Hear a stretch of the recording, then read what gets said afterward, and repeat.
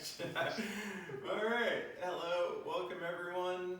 We're trying something a bit different today. We got some new technology, a bit different setup. So, but first I thought we would just review a couple things from some questions last week. Are we good on this? I think so. It's a square. Red square, is that right? Let's hope so. Alright, hopefully we're recording. So, some of the things that came up last week, some language like when we talk about crossing our hands, maybe I realized maybe the better term would be interlacing the fingers. And then when we talk about left hand or right hand on top, so I usually helps me to pay attention more to my pointer fingers than my thumbs when I'm thinking about it. But right, so there we interlace, that's the right hand on top. Interlace, that's the left hand on top. Sometimes I might say cross the hands, maybe I should say crisscross, I mean the same thing. Interlace. Interlace is better, I know. Alright, I'll try. And then of course sometimes we also talk about, grabbing left hand or right hand, that's, once again, pretty obvious. The other thing that came up was the whole idea of dynamic tension, isometric movement, or not movement, isometric muscle engagement, we could also say. And just to be clear on some of that, something that maybe doesn't show up well on the video, but say some of the poses where we were doing some hip exercises and we're talking about, legs pushing out, but arms pushing in the equal amount, so that we're just holding this position, but there is a lot of muscle strength going on. But not so much muscle that we're gritting our teeth and we can't breathe, etc. So, you want to find a dynamic tension that you are working your muscles, but that you're not overworking your muscles. And of course, the other thing we talked about is, let the hand win when we're doing that, or leg win. It's not that I'm releasing this tension completely, I'm just releasing the tension in my arm a little bit. So as we're going through, you can bring the dynamic tension and that type of thing into almost all your poses. What we talked about, it's funny, I was talking to some people, trying to get more people out for the class, and people are like, oh, you're stretching. Kind of, but also are we increasing our flexibility through muscle control rather than just being flexible? Something to think about. And then I just thought I'd also once again review real quick the three-part breathing, because we do incorporate breathing into some of our other poses, stacking things together. So the first is belly breath. So really, I imagine that I'm breathing, pushing my diaphragm all the way into my navel, down to my hips for that belly breath, but also being conscious, we don't see it, but that the breath is also coming into the back body. I think Rachel was talking about that, so I say the breathing into the front of the body is all for show, but the real, work, especially for our culture and the way we breathe, is learning to breathe into our back. So there's that. So anyway, the three-part one is belly breath. Second part is holding in the abs while breathing into the ribs. Being conscious of breathing into the back ribs at the same time. So for some sensitivity on that one, sometimes I will just use my thumbs on my bottom ribs and the fingers, pinky fingers on the hips to remind me of that connection, to draw them in. And then, so there's that. And then of course, chest breathing, opening up through the chest, up into the collarbone, but also trying to expand between the back, the shoulders and the upper back. And then the last part, it would then be a full breath. So when I say sometimes take a big breath or a complete breath, what I'm referring to is, first into the belly, ribs, and then chest, and then release, ribs, or chest, ribs, and belly. So just a couple things to review before we get started. We got some new variations on the hip work. Right, this is also another discussion, was the thing, we're trying to make this as accessible as possible, so trying to do things without props has been a discussion back and forth. Maybe we can talk about that a bit more after class, see how people think. But right, for hopefully people watching out in internet land that maybe don't have a lot of space or a lot of props. Keep it simple and accessible that way. Anybody got any other questions? No? Alright, well, we'll go ahead and get started then. So, sitting, coming to sit on our mats, knees at a 90-degree angle, grab behind. Once again, here we are, right away, dynamic tension. Are we creating some dynamic tension with our arms? Are our legs pushing out? Elbows engaging, back engaging as we slowly roll back one disc, one vertebrae at a time. Alright, coming in, draw the feet towards the bum, and then drop one leg and then the other. Feet and knees together. And we'll interlace the hands behind the knees, right hand on top of left. And here, once again, we're going to think about some of the dynamic tension. In this instance, we're pushing the hands up into the back of the leg, into the calves, engaging our forearms, engaging our triceps. Into the calves? Pushing up, yes, pushing up and away into the calves while pulling down with the legs to keep the hands in place. So, Rachel, if you can draw your knees in closer, right? And now push your hands up into your calves while keeping your knees drawn in. Remember everybody's got good engagement through the feet. So we'll start with the warm up, just start doing a bit of pulsing. You can kind of let go of that dynamic tension as we're doing a bit more movement.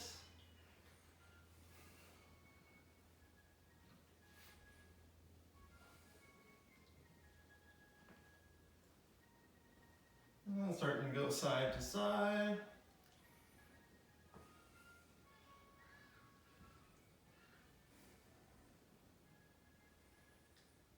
Letting that go into circles.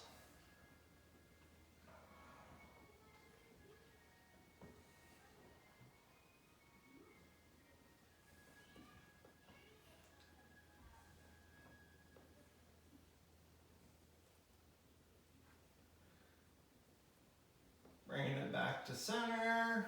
Just release the legs up to switch the grip on the hands, interlacing left on top of right. And go circles the other way.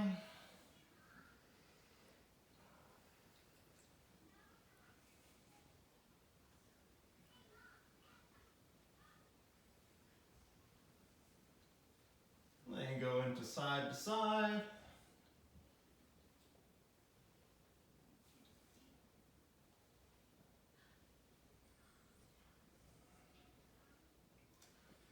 Finishing with some pulsing.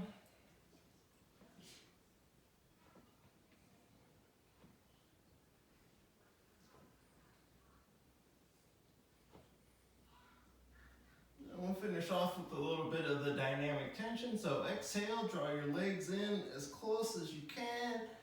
Squeeze down onto your hands with your calves. Push up into your calves with the back of your hands. And take some belly breath.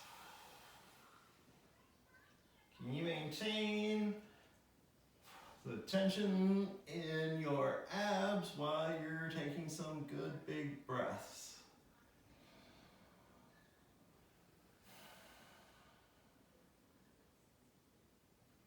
How does that feel in your shoulders? Are you getting too much tension in your neck? Can you move your head to say no? Alright, and release the tension. Take a big belly breath and let the legs up. Release the hands, bring the feet down to the floor, 90 degrees, hands out to the side. Then we'll bring the toes, feet, and knees together. And we'll let the arms wide, and then let the knees go wide, back and forth. Just a couple of times.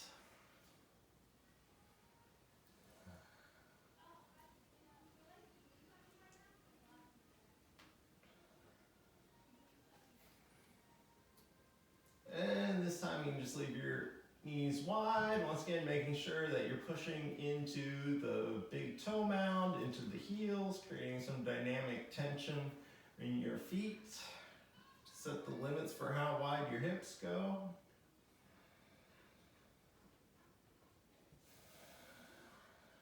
And once again, big belly breaths.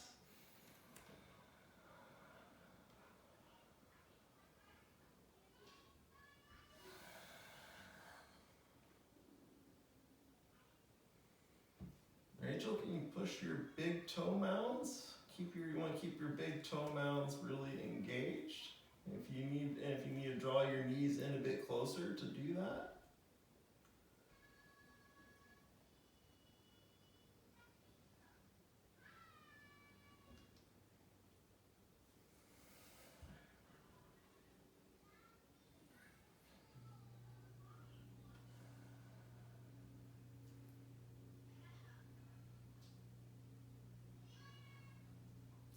Alright, now we'll start with the second part of the breathing, which is into the ribs. So drawing in the belly, drawing the stomach up under the ribs. Imagine that you're pushing the belly button down towards your hips or your...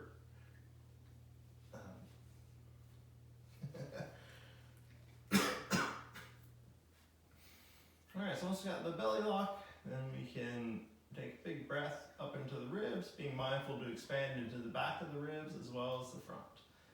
Bring your hands onto your ribs for some sensitivity. Exhale and big breath in.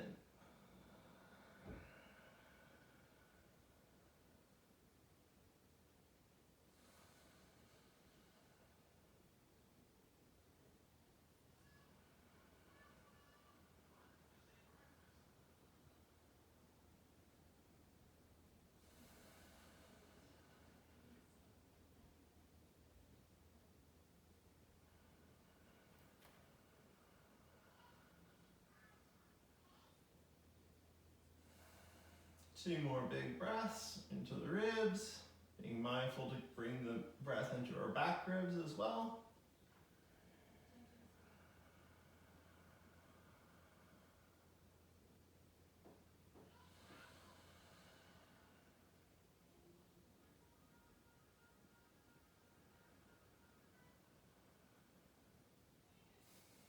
Alright, we can bring our hands to the outside of our legs, gently draw the legs together.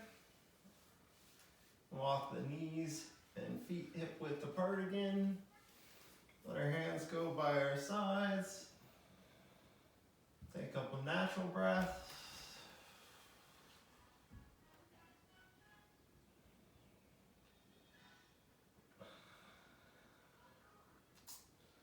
Alright, so for this one, we'll do the reverse. We'll do snowplow. So walk your feet out to about hips width, or to mat width, and then slightly pigeon toe. Bringing the knees together. And then we'll engage the belly lock. So stomach up under the ribs. Belly button down to the pelvis. This is where I like to use my thumb and my pinky to try to get that connection between the lowest ribs and the hips, pulling that together, getting that together, and then we'll exhale and take a big breath up into our chest.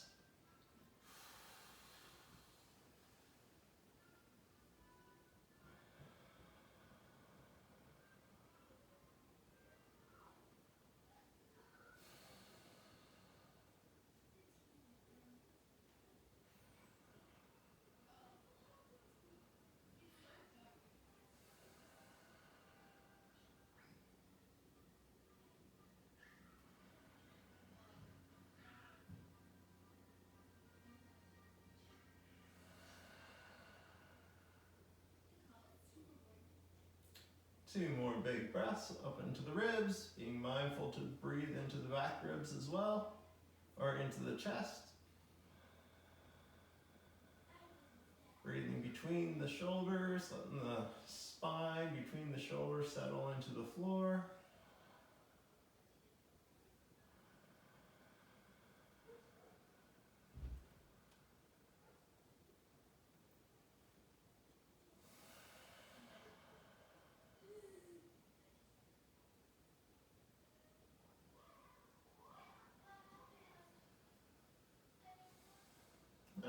exhale and release.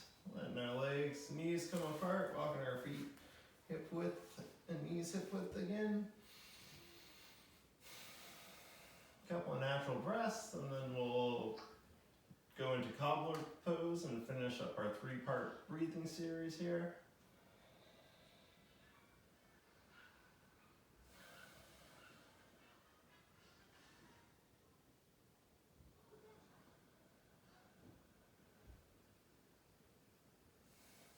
Alright, walk the feet and knees together. And then let the feet clap together as the knees go wide.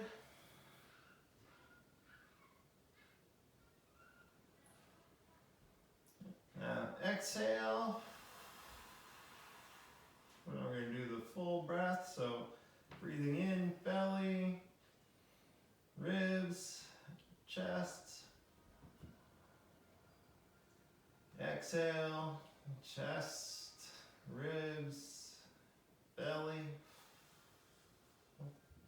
Making sure that we're breathing into the back body as well as the front body. We're expanding our ribs and our chest out to the sides as well.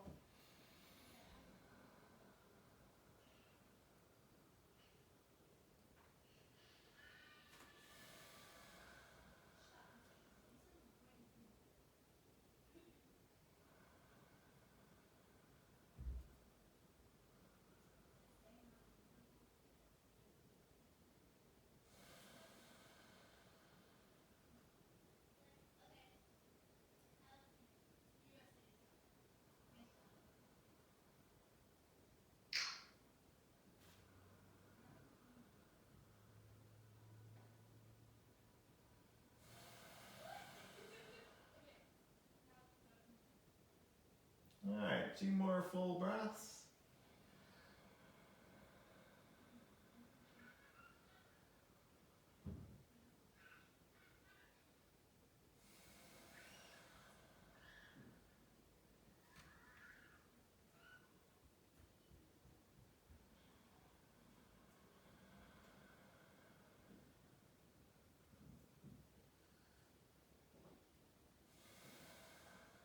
Alright, exhale, bring the hands to the outside of the legs. Carefully draw the legs up, feet and knees together. Take a big breath and exhale. One more time, we'll draw those legs in together. Interlacing the hands behind the knees. We'll draw that in, knees as tight as we can. One big belly breath.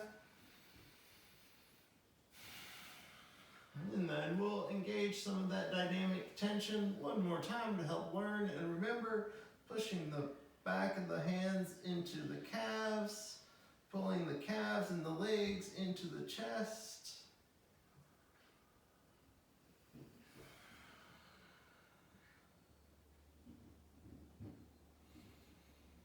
And release. Let your legs come down to the floor. We'll roll off to the side to come up into a seated position.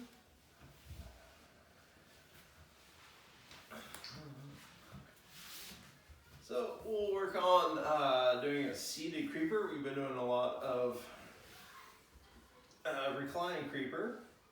So in this one, we're going to draw our heels in as close as we can to our bum comfortably. We want to hook our elbow crease into the outside of our knees, and then you can choose which hand you use to grip. I usually go with the non-dominant hand, just get it a bit more exercise. For most of us, it's going to be the left. And then we're going to create that dynamic tension once again. The legs pushing out into the elbows, the arms pulling back, the hands holding tight to keep it all together. And then we're going to breathe and see if we can lift our diaphragm as we're breathing.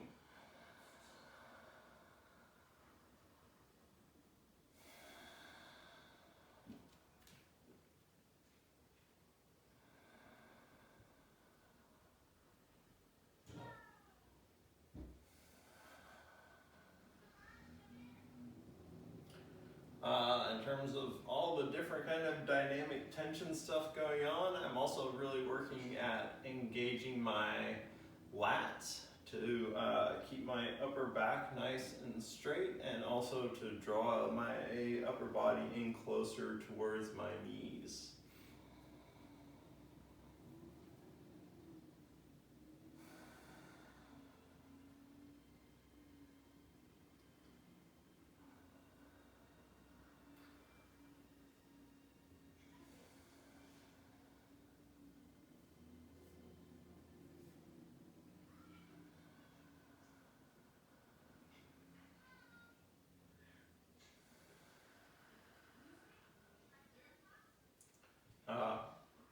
I introduced this one's called Creeper because it creeps up on you. First, you feel like, oh, this is pretty easy. But if you start holding it for several minutes, it starts to get more and more intense.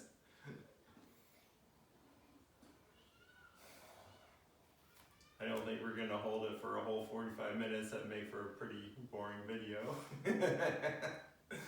But, this is a good one in some personal practice if you want to work on it. See if you can do it for 5 minutes in a hold. Watch TV. While you're watching TV. Yes, good prep also for coming into working on some squats, which is one that is really challenging for me, but this is a good prep, especially in a long hold, for being able to do some squats.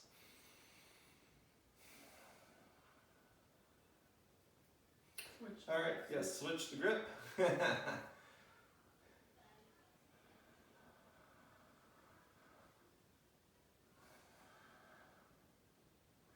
really feel my back working now. Right, back muscles and what? Creeping in for sure. Right, now, are we, oh, your battery's going down fast, eh? Yeah.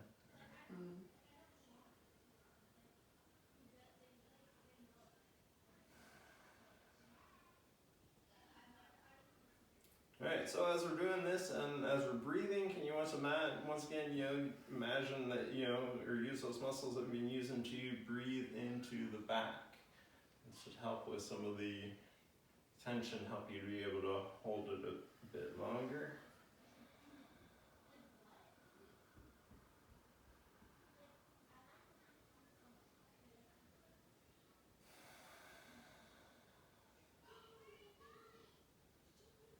Alright, we'll do 2 more big breaths here.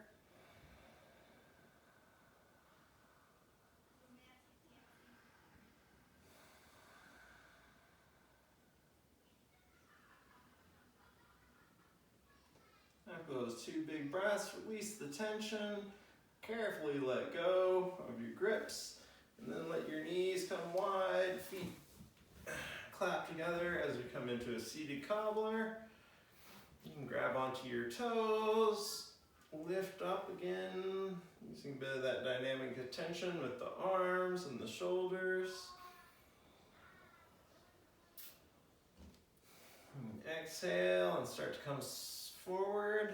If you can reach, you can put your elbows into your legs. And now once again, creating a bit of dynamic tension between your legs and your arms at that point.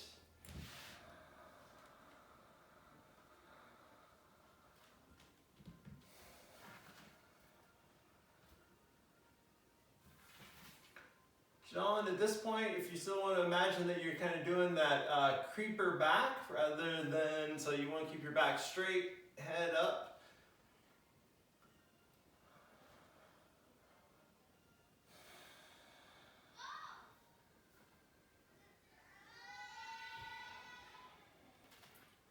Alright, then we can release that tension, and now you can just kind of let it go, walk your hands forward, let your back curve.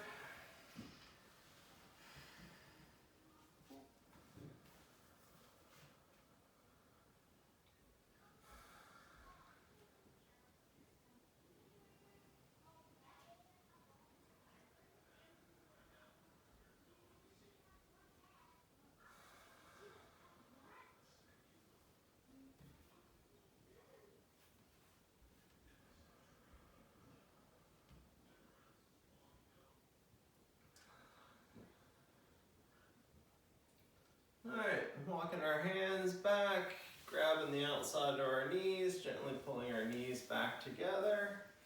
Let our feet go out in front.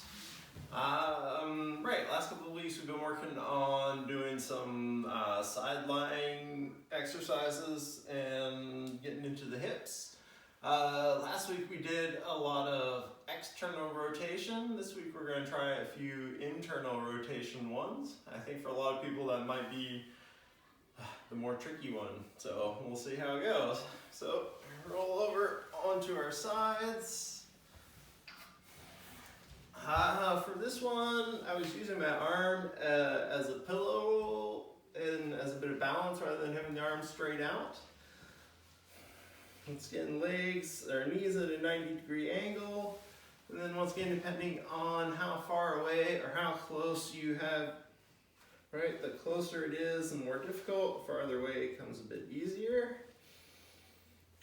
We'll do a quick round of the clamshell, so bringing our arm out, fingertips up to act as a bit of balance. Sickle that bottom foot up a little bit and keeping our big toe mounds together, do a couple clamshells on this side.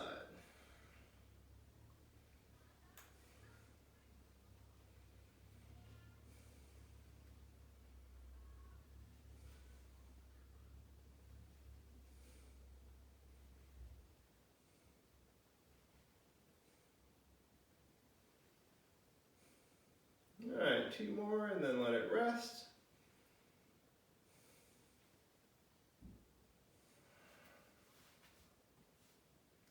You bring that upper arm up onto your side.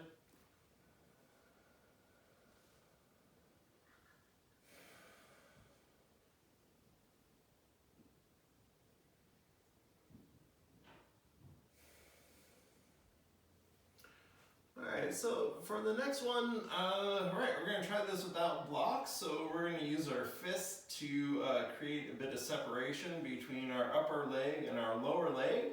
So in this idea, I'm trying to make my fist, I don't know if we can see, if I really squeeze it in, I make a small fist. But I'm actually trying to expand my knuckles to make my fist as big as possible.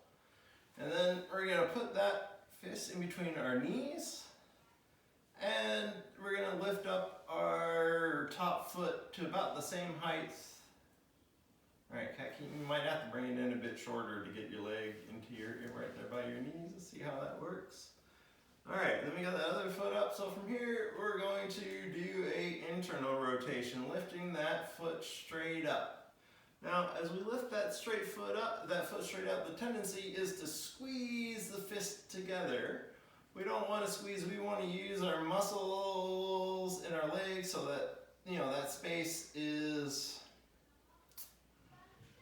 so that we're not squeezing that fist together, but that we are using the muscles in our legs to keep that space open. And when your leg comes up far enough that you really start to squeeze your fist together, that means you've probably gone a little bit too far. So keep going.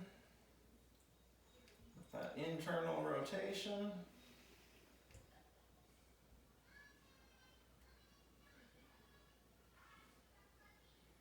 Remembering to get some dynamic tension in our feet.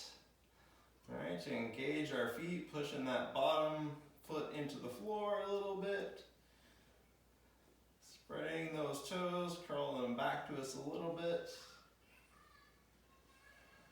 And this time, bring it up to hold.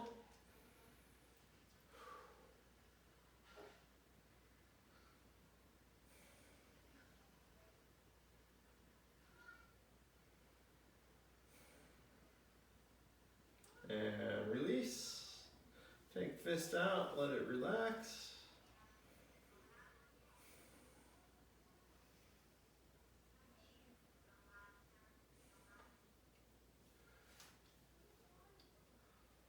Alright, so here after we let it relax, we're going to do one more round.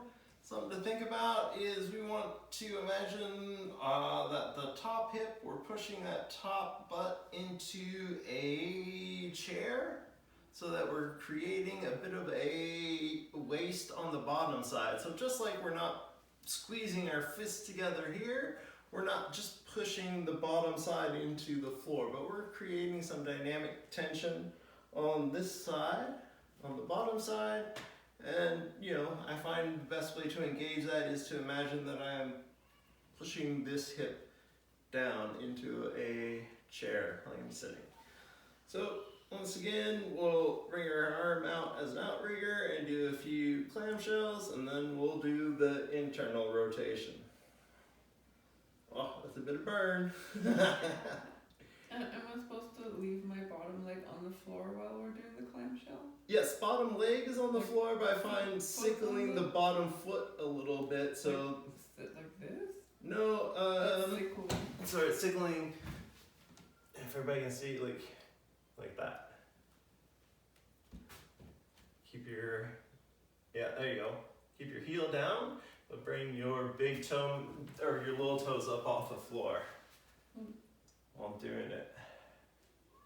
I can't quite see how you're doing it there, John, but can you, Rachel, can you imagine, you want to nail down this heel, right, and keep that big, there you go, and keeping that big toe up. So even if you're getting a smaller range of action, you want to keep it under control.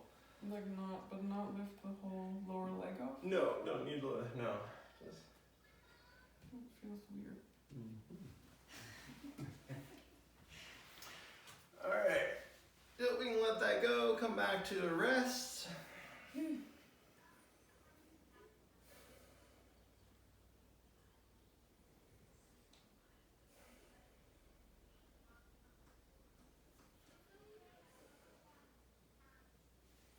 If you want, just stretch that back leg out and twist it internal, external rotation a couple times, just to get a little release from what we're doing, and then bring it back. And once again, we'll make that fist, make it a nice expansive fist, put it between the knees, lift up the top leg to create that same separation, and we'll just start doing the internal rotation. Don't forget to push that upper butt cheek into a seat to create a waist on the bottom side. Try not to squish your fist. If you're squishing your fist, you're trying to make too big of an action.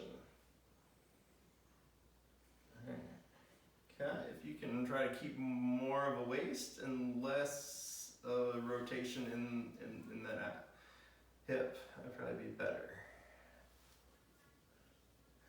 Less of a rotation. Yeah, you don't need to, right, there you've gone too far. Draw it back, yeah. Right, because then you lose your waist in that last inch or two that you're trying to get into the, there you go. Okay. Just doing a little bit less to keep the form. If you need to rest, rest.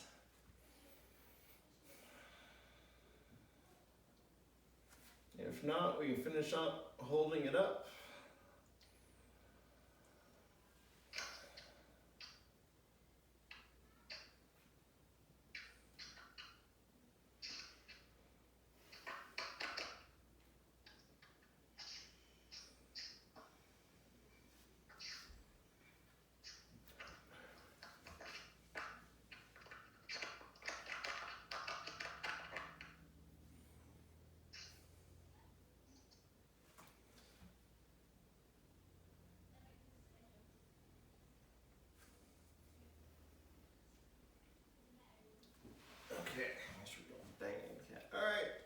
Just go ahead and take it to a rest now.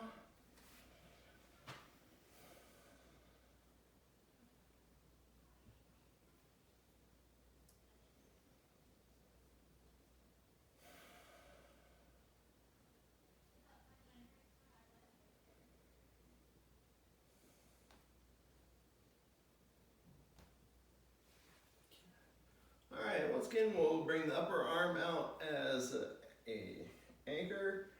We'll take a breath and we'll straighten out the upper leg. And then we will swing it forward. Oh, I don't hit Katrina. We'll swing it back and forth a couple times.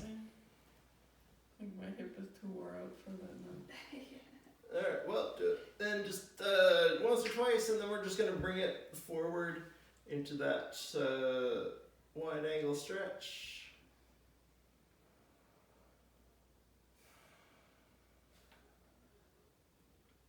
And if you want, you can just get a little bit more stretch by straightening out that lower leg. Once again though, as you straighten out that lower leg, remember that action of sitting your top butt into a seat to create a bit of a waist on the bottom side.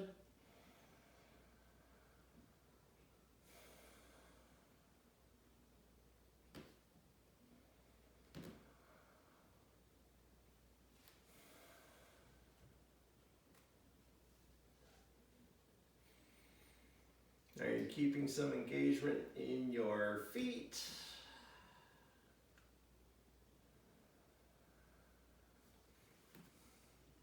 John, can you roll your top hip back so that your hips are more perpendicular to the floor? There you go.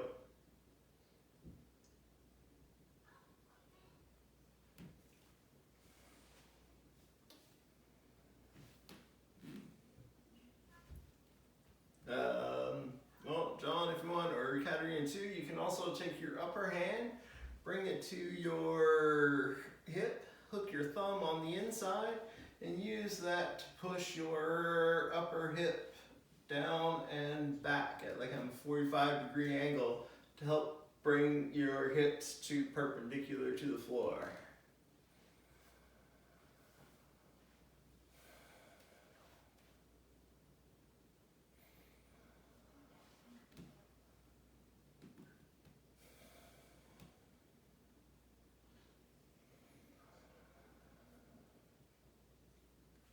Alright, now release, draw that bottom knee up, lay top leg back, come back into the rest position.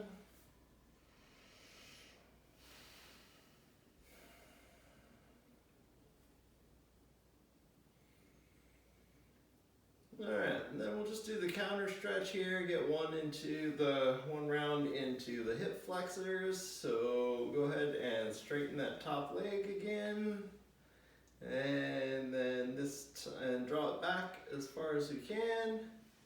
Bend the knee. Sweep the hand over to grab the foot. Once again, make sure to drop the top knee so that it's at the same height as your foot. Then creating some dynamic tension, kicking with the leg, pulling with the arm.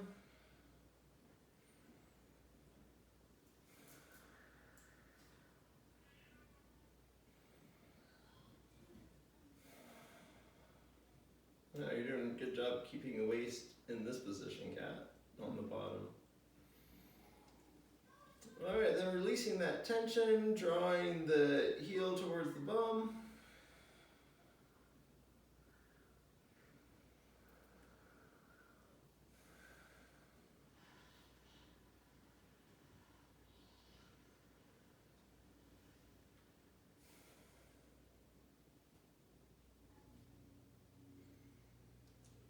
And then drawing that knee back as far as we can while maintaining the imprint, maintaining that bottom waist.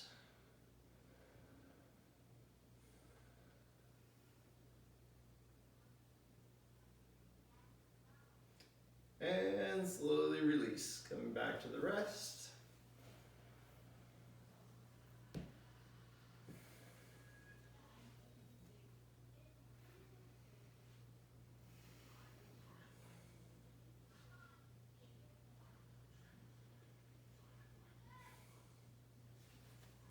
Alright, then we just roll back onto our backs again.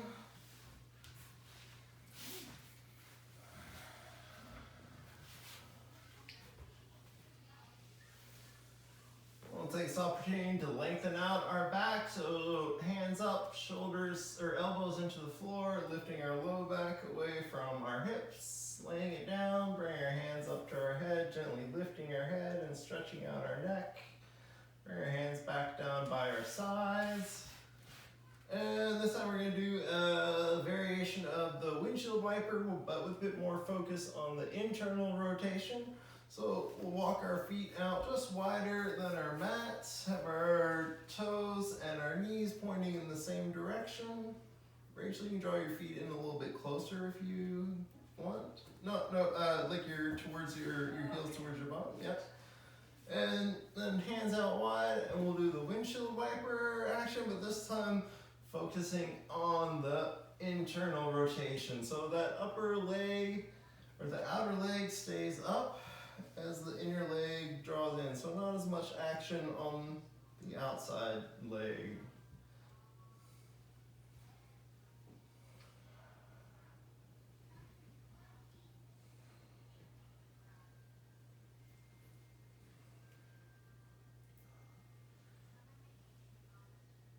And next time when you come in with the right leg, just hold that internal rotation. Like gravity, get that stretch for you. You can bring your hands up onto your belly, do some big belly breaths. Using your belly breath to expand your diaphragm and stretch into your hips and your pelvis.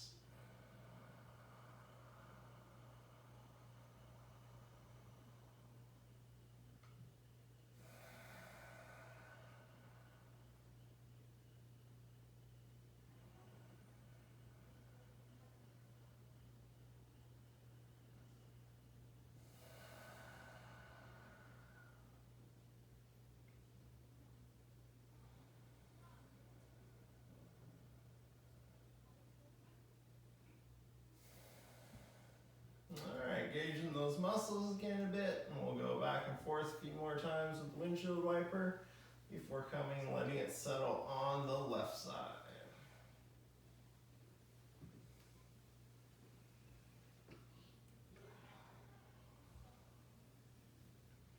Do you notice that you have more internal rotation on one side than the other?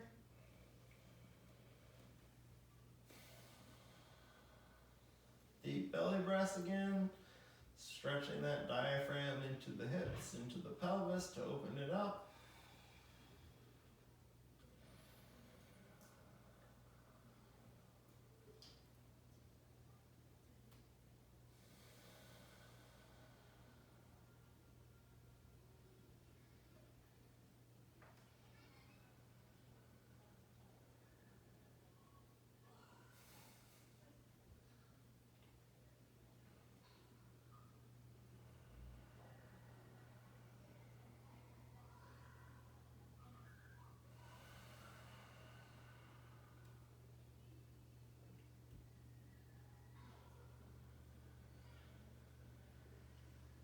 Alright, once again engaging the muscles on the outside of that leg, drawing the legs back, walking the feet and knees back to hip distance apart.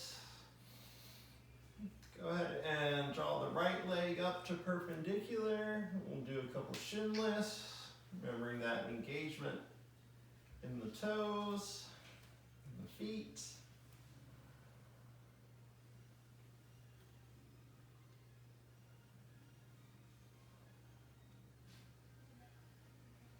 And this time we'll bring the leg up to hold, and we'll just do that screwdriver on the inside, internal rotation, external rotation, back and forth. And we're pushing into the foot that's on the floor, especially on the heel. Keep our hips even and engaged. And then let's just hold the internal rotation this time.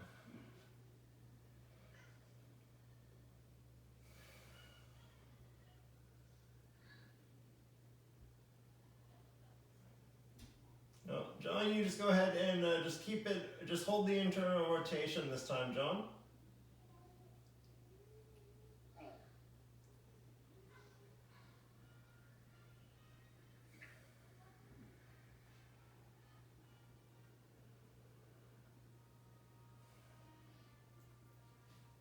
Alright, then we'll let that internal rotation go.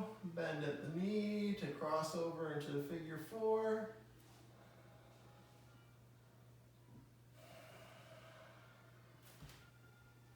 And this time, rather than worrying about drawing the left leg in, let's focus on opening the hip up. So you can imagine that this thigh and leg are moving away from us. You can even put your hand and slide it gently up your leg to increase that action.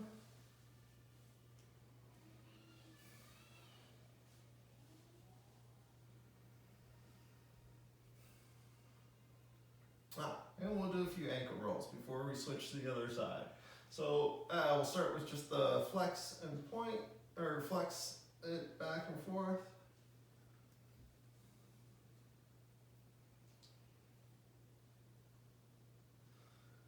And start going into some circles.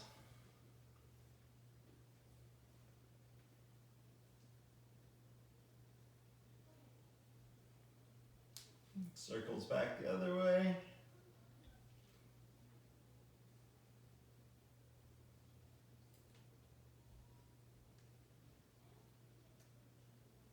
And bringing the foot back to center, flexing it back. Curl just the toes, point the foot, flip the toes, draw the foot back, curl the toes, point the foot, flip the toes, draw it back one more time, curl the toes, point the foot, flip the toes, draw it back. Take a deep breath, exhale, and draw that right knee in towards your chest as you release your leg.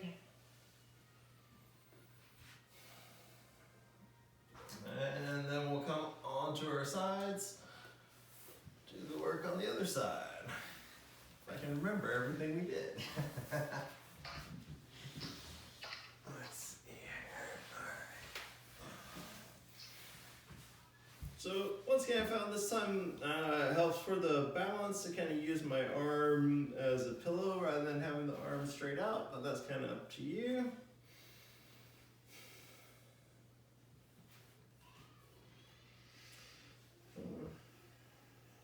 Alright, then we'll bring that top arm out, use it as a anchor, and we'll start off doing a few clamshells on this side. So once again, kind of drawing that bottom foot up a little bit, keeping the big toe mounds together. Remember to push into the upper hip to imagine this going into a seat, so you're keeping the waist on the bottom side.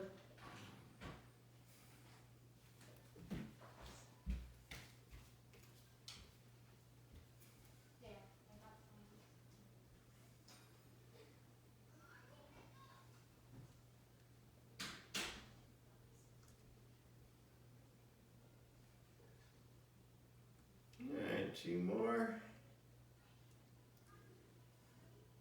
And relax.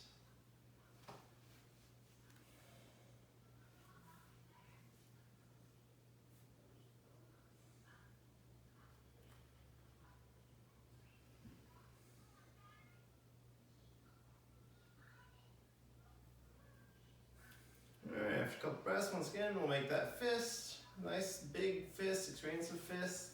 Imagine you're spreading those knuckles apart. Put it between your knees. Once again, we're not squeezing that fist together, but we're using our thighs to keep the space in between. Let's start doing a lift on this side. Remember to push that top butt into a seat to create a waist on the bottom side.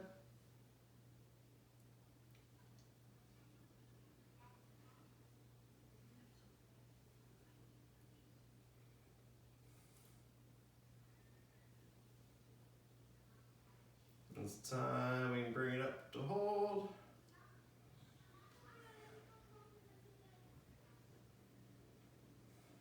You're noticing a difference between the internal rotation on this side and on your other side.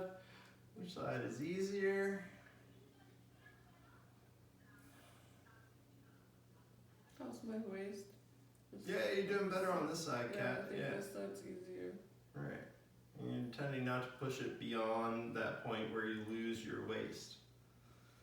Alright, and release. The arms come out and relax.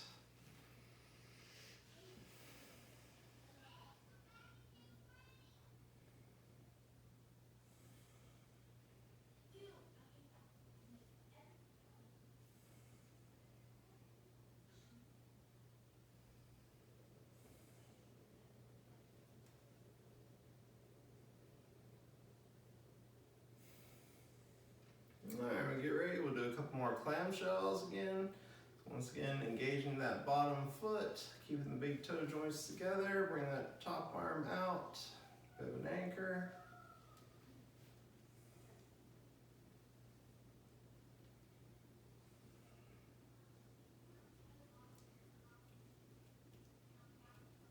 Alright, we're keeping that waist on the lower side. We're keeping our hips nice and perpendicular to the floor.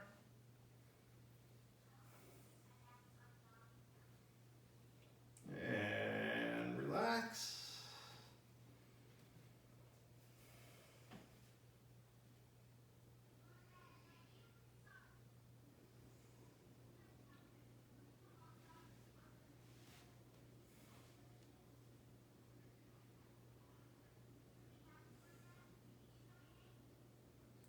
Alright, we'll just straighten out that top leg for a second. Give it a little internal, external rotation. Let it relax a little bit before we draw it back up and do our next round of the internal rotation. So go ahead and draw the knee back up. Make a fist, put it in between your knees. Get all your engagements, and we'll do some internal rotation again.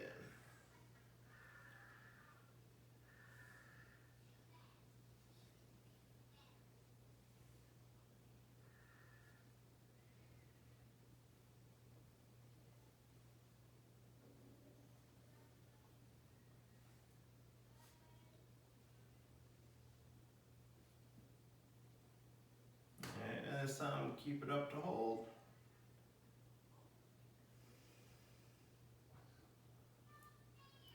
Are we putting that top butt into a seat to keep a waist on the bottom side? That's tough. All right, and release. Back to a resting position on our sides.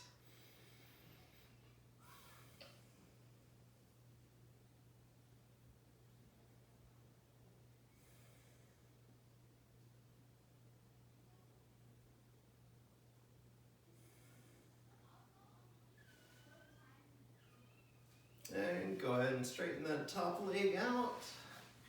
And go back and forth a couple times before bringing it forward for a stretch.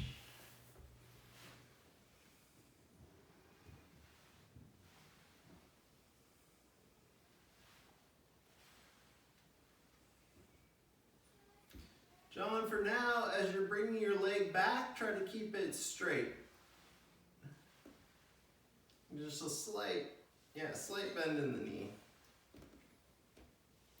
And then bring it forward. Get into that stretch. Bring our upper arm out up as an outrigger and straighten out that lower leg. Once again, getting those engagements that we can bring our hand up into that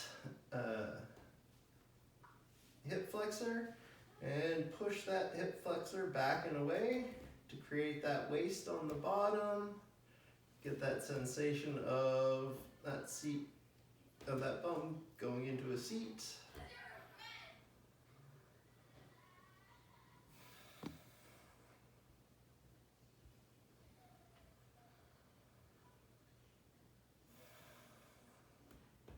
Cat, can you turn your hand so your thumb is on, there you go, on your hip flexor.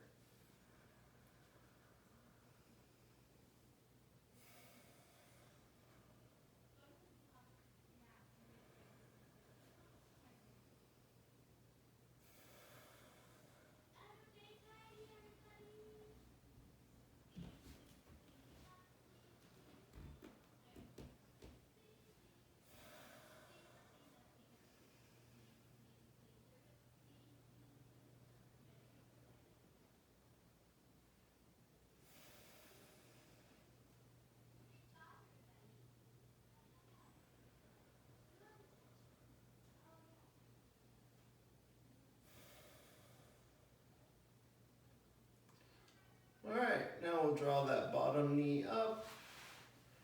Let the top leg come back into the resting position.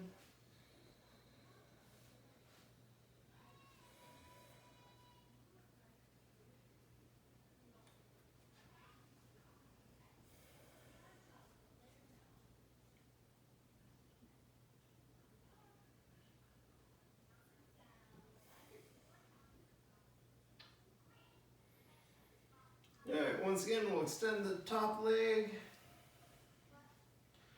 And we'll draw it back, bending at the knee. Bring that top arm over to grab the ankle or the foot. And once again, making sure that that top knee isn't going up too high. And create some dynamic tension, so leg kicking into the arm pulling back on the leg.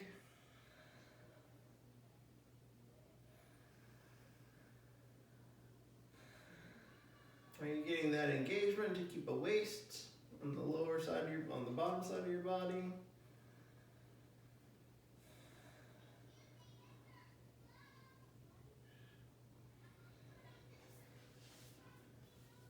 Alright, letting go of that tension, drawing your heel closer to your bum.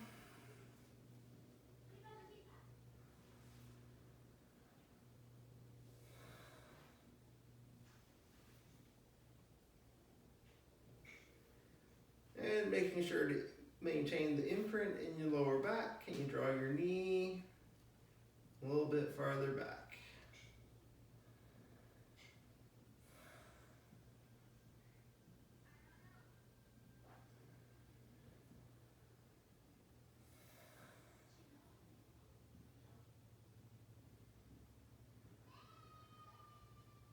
And release, letting that leg come slowly forward. Come into the resting position, take a couple of breaths.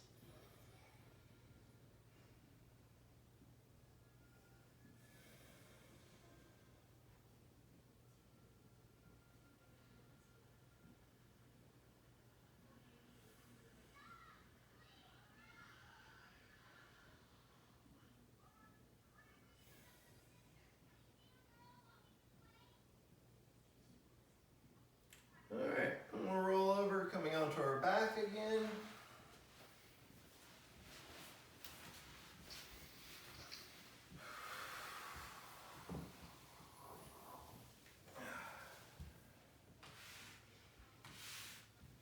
Okay, and we'll do some of the windshield wipers. So feet just wider than the mat, knees pointing in the same direction as your feet.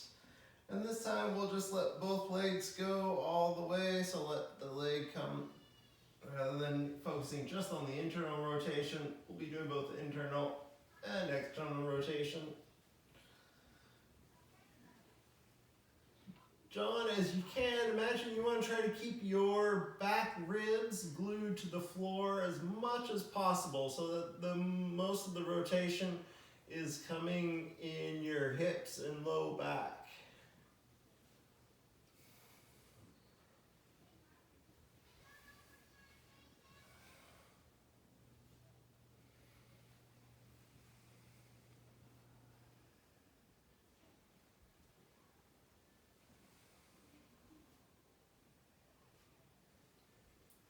And bring your knees back to center.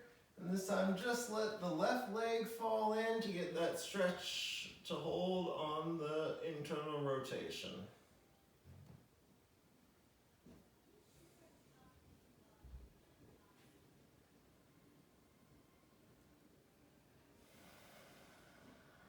Take some nice deep belly breaths, stretching your diaphragm down into your pelvis.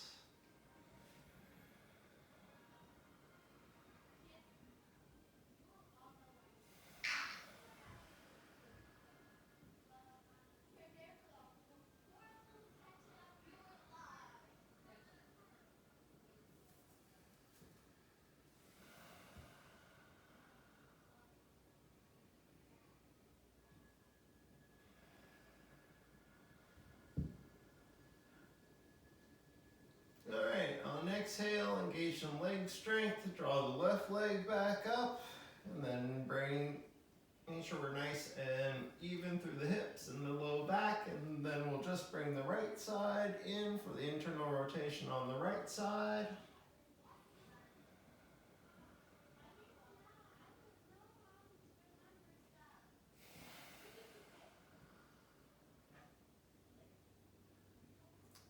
Big belly breath, stretching your diaphragm into the pelvis.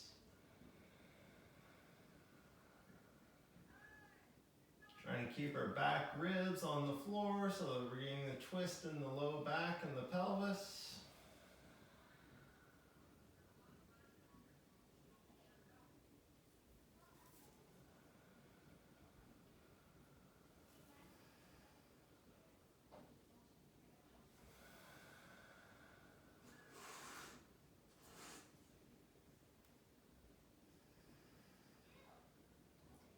And on exhale, engage some muscles on the outside of the right leg to draw it back up. Walk our feet and knees back to hip widths apart. Take 1 or 2 complete full breaths.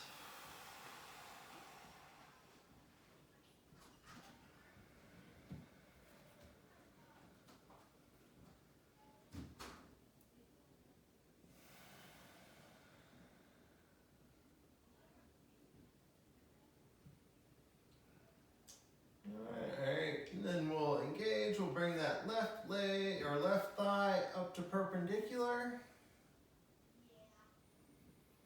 And do a couple shin lifts on this side.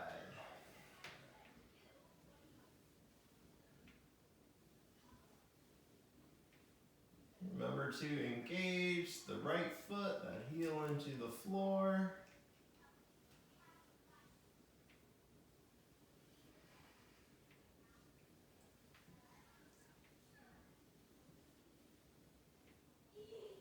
Alright, this time we'll bring it up to hold, and we'll start doing that screwdriver action in the hip, internal, external rotation.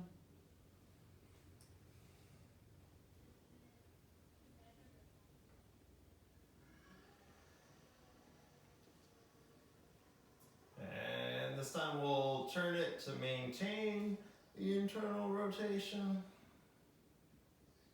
Oh, it's hard on this side.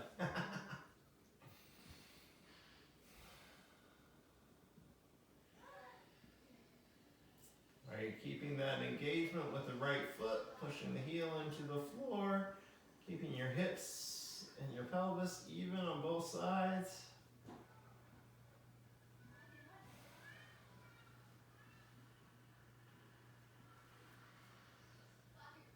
One more big breath, and then we can release that. Leg come back to center, bending at the knee to go into the figure 4. Hooking the ankle on the outside of the knee. And this side, once again, we want to imagine the hip opening rather than drawing the right leg in. So once again, you can use your arm, push it up your thigh to gently push that knee away.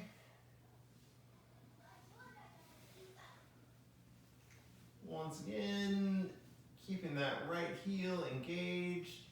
Keep your hips and your pelvis even on the floor.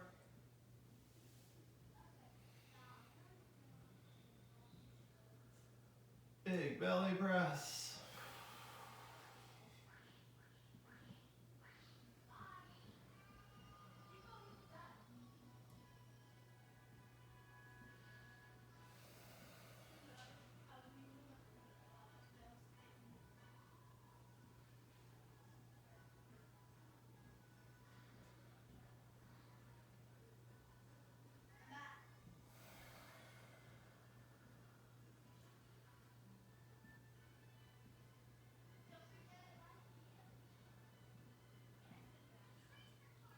Alright, exhale, release the arm, draw that left knee back over your chest, release that leg and let it down.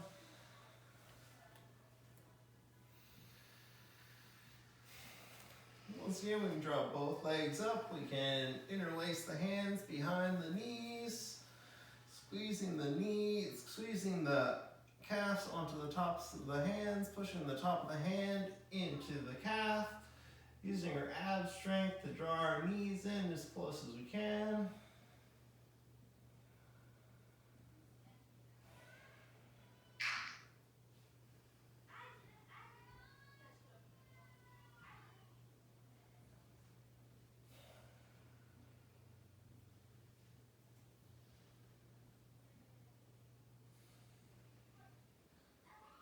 Alright, we'll release some of the tension, maybe rock back side to side a little bit.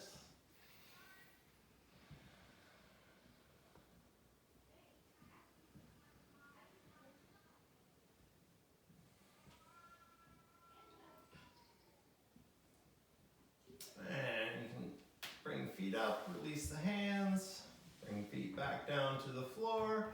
We'll roll off to our side and come up into all fours.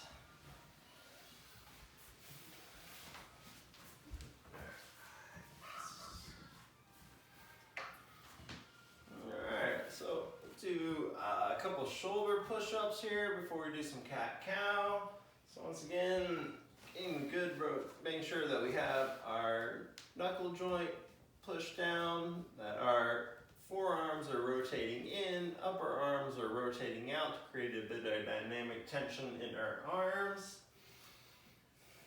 A couple more shoulder push-ups so we find the place we don't want to be totally pushed out, we don't want to be falling into our shoulders, but in a nice, strong, and relaxed position. Tuck the toes. We'll do some cat-cow, so exhale, let the belly hang. Inhale. Wait, am I doing it wrong? Exhale, arch. Inhale, yeah. Exhale, arch. Inhale, let the belly hang.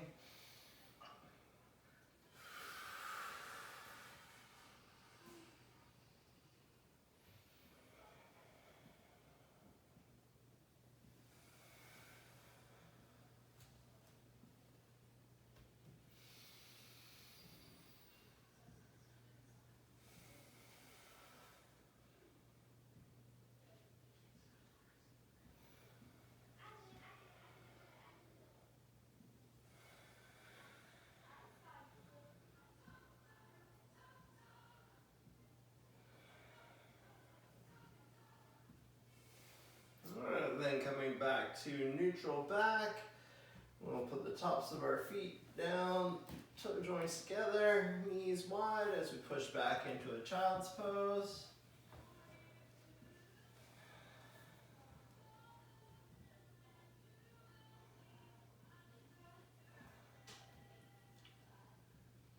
Once again, this one we're going to keep active engagement in the arms. So you can actually get your elbows up off the floor, pushing back, getting some engagement in the shoulders.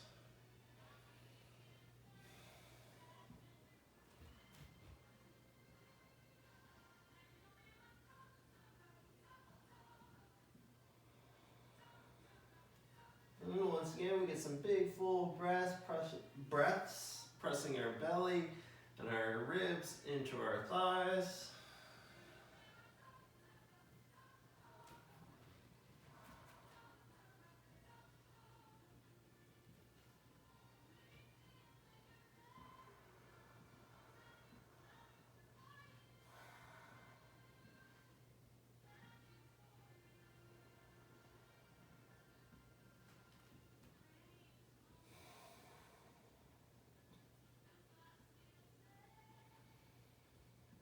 Alright, then coming up a little bit, we'll bring our knees together, tuck our toes.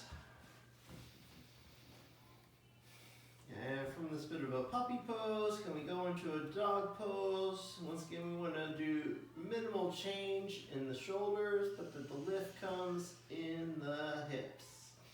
So take a breath, exhale, engage the abs, and lift your hips up.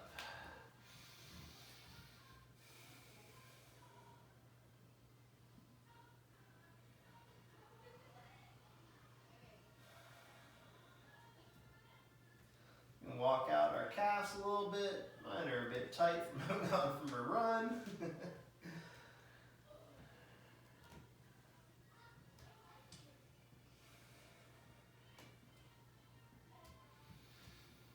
Alright, then coming up high on our toes. Straightening out our knees, but just still a slight micro bend in the knees.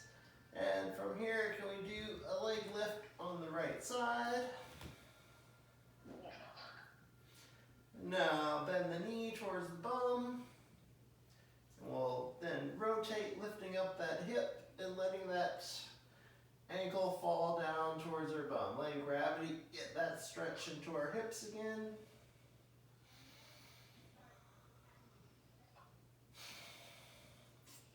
And release, bring the hips back to square, straighten the leg, bring it down. And we'll come back down into child's pose. From knees down, tops of the feet down, knees wide. Once again, we want to keep our arms engaged this time because we're going back into downward dog, so elbows up. Engagement, can you squeeze your fingertips in and slightly lift your knuckles? Squeeze your fingertips into the floor, lift your knuckles while keeping the palm of your hand down.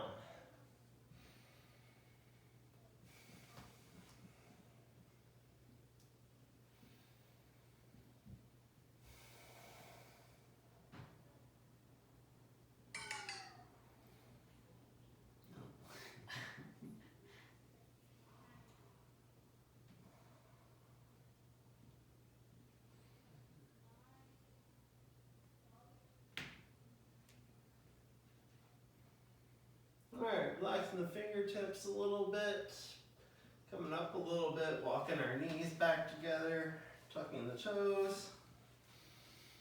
Once again, get that engagement in the shoulders, and can you lift up into a downward dog, minimally disturbing your shoulders and mostly just lifting at the hips.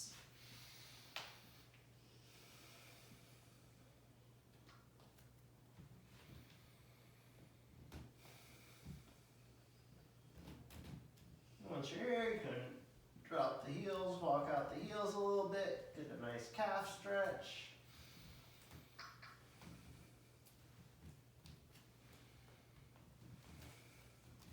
Alright, and coming back to center, getting high, again the arch is high up, and we'll do a leg lift on the left side.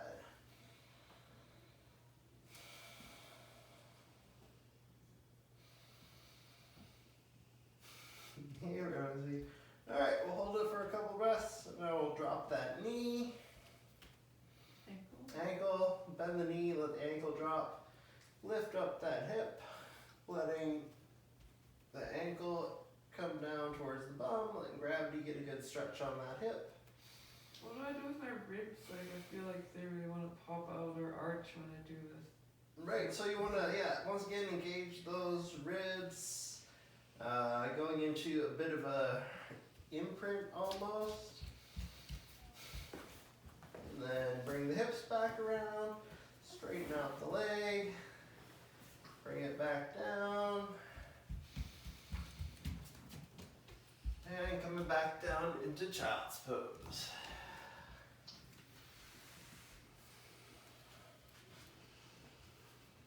This time you can just let your elbows relax onto the floor. Hey, Rosie, what's up? Come on, Rosie. Come. Go, go. What? Hmm?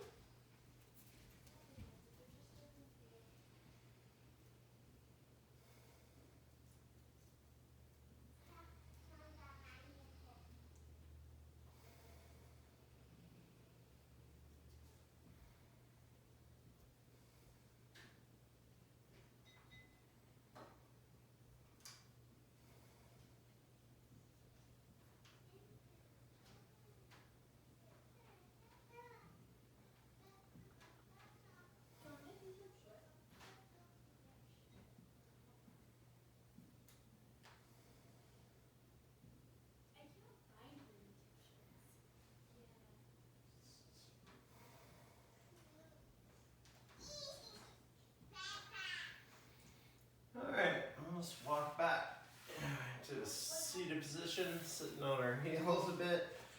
Oh, a lot with hips. How's everybody feeling after that? Did everybody find doing the internal rotation more challenging than the external rotation? For me, it's the other way. Right. Okay. It's just good. This is learning habits, knowing what you need to work on in your personal practice.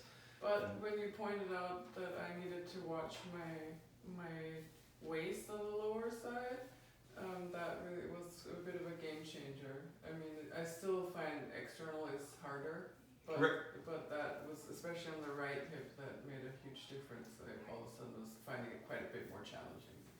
All right. And did everybody else? Did you guys understand what I meant by keeping a waist on the lower side?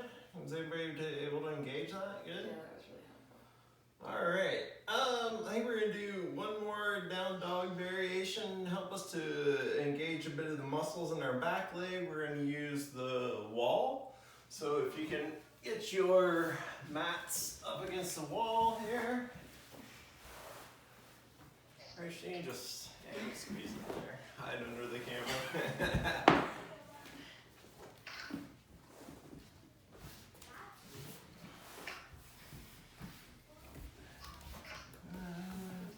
Yeah, I hope I'm still in the camera frame. Anyway, so once again, this time when we go into the downward dog, we're gonna maybe let people see on the camera. We're gonna use the wall to get our heels. I like just putting my heel on top of the baseboard. I find that's a pretty good reference because personally, I can't get my heels all the way down when I'm doing downward dog.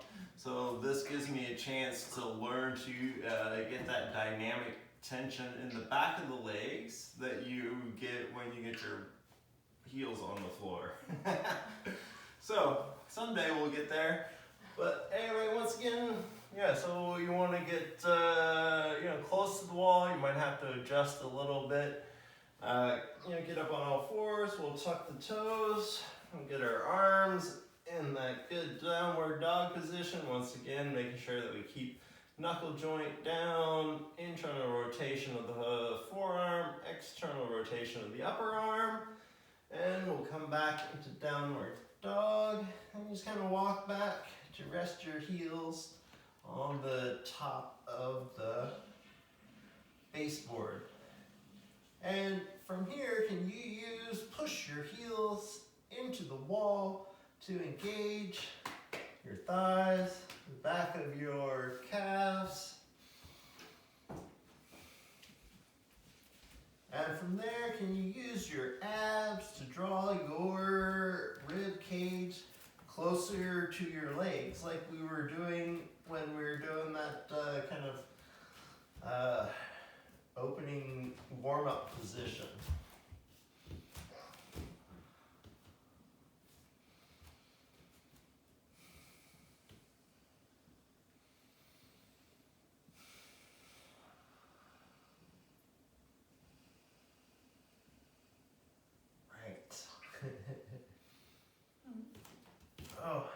When I was watching myself on video last week, which is hard to do, I realized I gotta work on rolling my shoulder out on the left side when I'm doing this. So once again, that's the reminder to keep that engagement of the upper arms rolling out and forearms rolling in.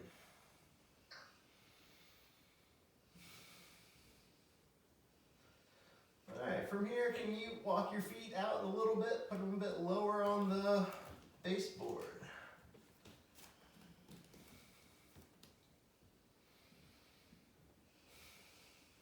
Getting a good stretch into the calves, good workout on the shoulders.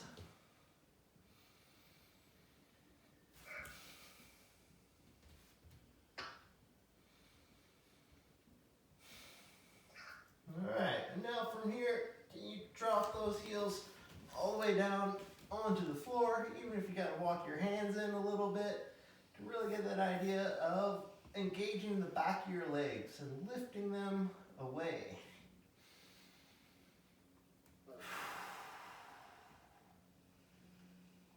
And relax. Well, good work, everybody. Come down. onto hands and knees. We'll go back into child's pose. This time do a nice relaxed child's pose. Make sure that your forehead is resting easily. You can make a fist. Put one hand on top of your fist.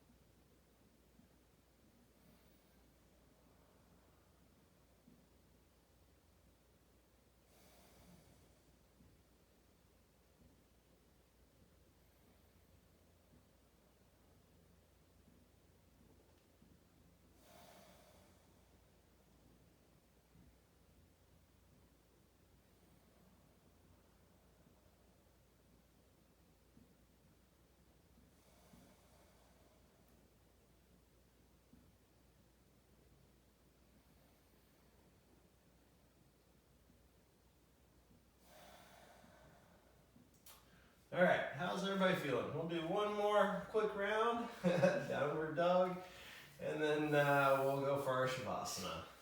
So once again, coming up onto all fours, and bang out a couple shoulder push-ups to get our shoulders into a nice relaxed into the proper position. Rolling out the forearm or the upper arms, rolling in the forearms. Tuck the toes, go into downward dog. Get the heel there on top of the baseboard. Really lift with your calves, your back of your legs, your hamstrings.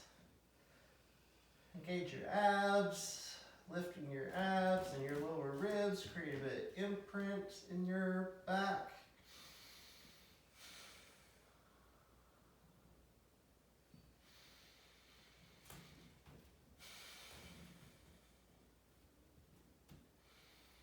Alright, if you can, lowering your heels a little bit on that baseboard.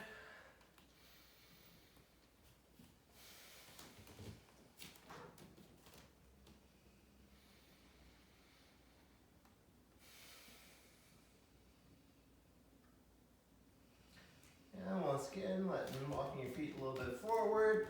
And then if you need to, walk your hands back so you get your heels all the way onto the floor, pressing it into that edge between the floor and the baseboard. Really lift the back of your legs.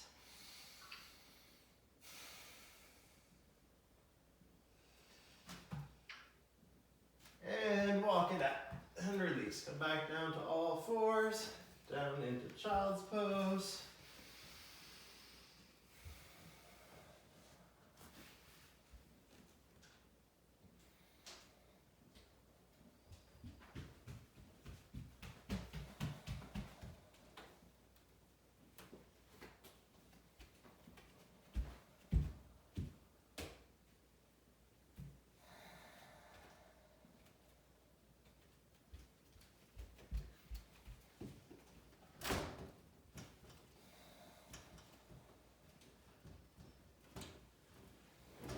Alright, arms under shoulders. We'll sit back up.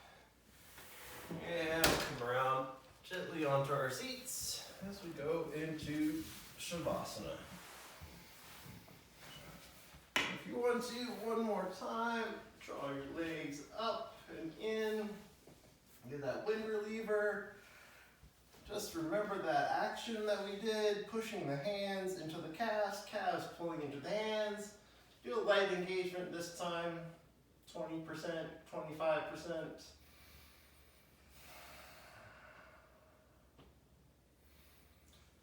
Release, let your legs down one at a time. Go into a nice, well-deserved Shavasana.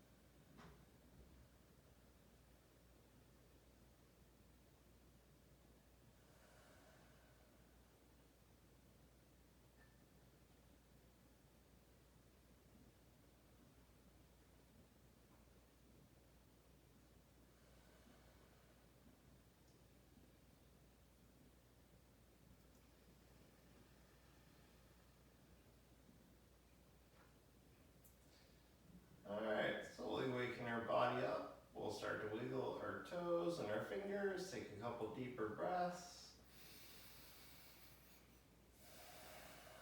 And draw our hands up overhead. Take a deep breath and drop as we draw our knees and feet up. Roll off to the side. Come into a comfortable seated position.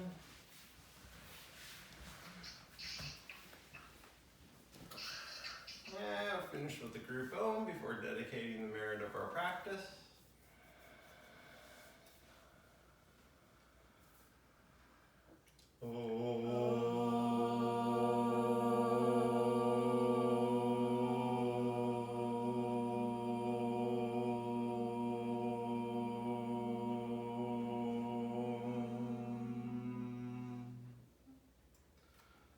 Once again, thank you for joining me on my continuing teaching adventure. I hope some people are doing it online. Thank you very much.